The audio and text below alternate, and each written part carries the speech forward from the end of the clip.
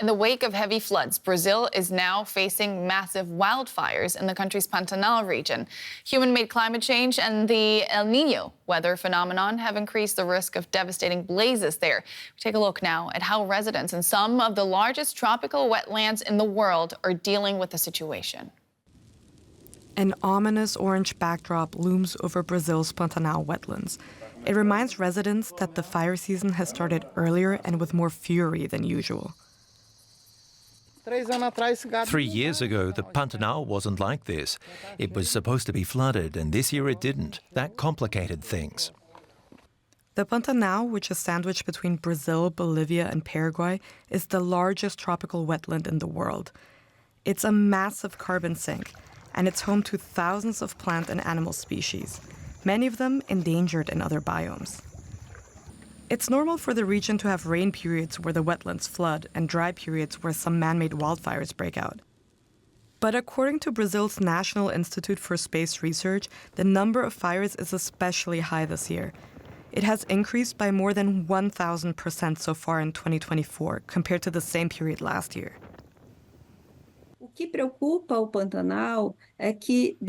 What's worrisome about the Pantanal is that due to climate change, the biome has seen more dry periods. Because of that, vegetation that would usually burn in a certain period is burning more frequently.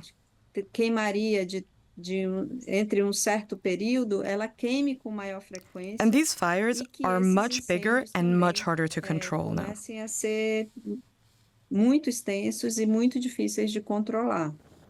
Climate change can make droughts more likely and more intense in some parts of the world.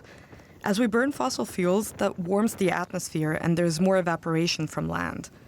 And a warmer atmosphere can affect rain patterns too, so that it rains more in short bursts. That makes it harder for the ground to retain soil moisture over a longer period of time. Brazil has also felt the effects of a natural phenomenon, El Nino. This complex wind and temperature pattern in the Pacific Ocean can make the weather in parts of the country hotter and drier. All in all, the perfect conditions to make the wetlands highly flammable several months too early.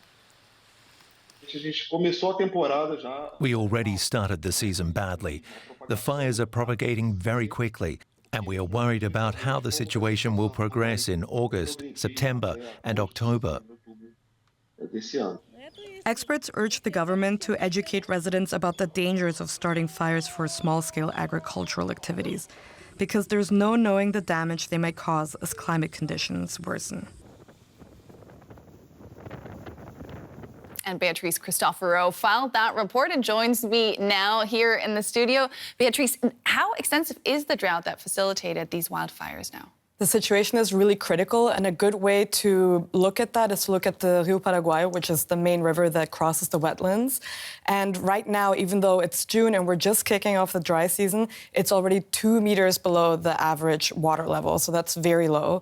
And usually the areas surrounding the river would be pretty lush still. You know, they would be submerged with water, but right now we're already seeing, the ground cracked, dry ground. And that's worrisome for 2 reasons. First of all, lots of animals, especially reptilians and amphibians, they need those humid, wet spots to seek refuge, and now they're running out of spots to hide. And then, of course, those dry conditions they pose the perfect fuel for these fires to spread really quickly. Tell me, why is it so difficult to extinguish a blaze in a wetland? Is it because of those dry conditions, or are there other factors that play a role? Also, but it's also about access, because it's a very remote area, so there's very few roads. And usually the way you cross the Pantanal is by taking a boat through the rivers, but with the water levels so low, that means that large swaths of the wetlands are inaccessible right now. And then now there's also the added factor of really strong winds, blowing those fires. If these fires are not brought under control, what's at stake? Lots of people don't know the Pantanal, and I just want to remind everyone again, these are the biggest tropical wetlands in the world, and they're a very, very unique place with huge biodiversity. And we saw in 2020 just how much we can lose when wildfires get out of control and, destroy massive parts of the Pantanal. So in that year, almost 30% of the vegetation in these massive wetlands were destroyed. About 17 million vertebrate animals died. So there were really horrible images at the time of, burned and dehydrated jaguars, anteaters, caimans. So that really just shows you what a historic loss for biodiversity that was. Okay, so we don't want that to happen again. What can be done to avoid this from occurring again and again, looking at how the climate is evolving?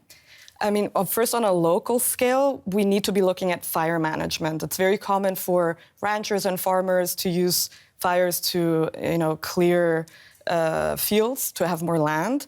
That's okay, but they need to be educated more about how to control those fires, or to also make the assessment when are conditions too dry to make one of those controlled fires, when is it going to get out of control.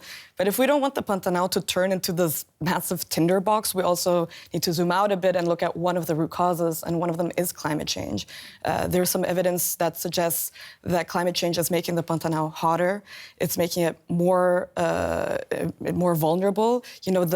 We have the wet season and the dry season. They're both starting to become more extreme. Mm-hmm. So really there is an international responsibility here for everyone, but especially for high polluters, to reduce the amount of fossil fuels that they're burning, to stop heating the climate, because otherwise the conditions for wildfires like these in this very uniquely rich biome are only going to become more and more common. That's Beatrice Christofaro of our DW Environment Desk. Thank you so much. Thank you.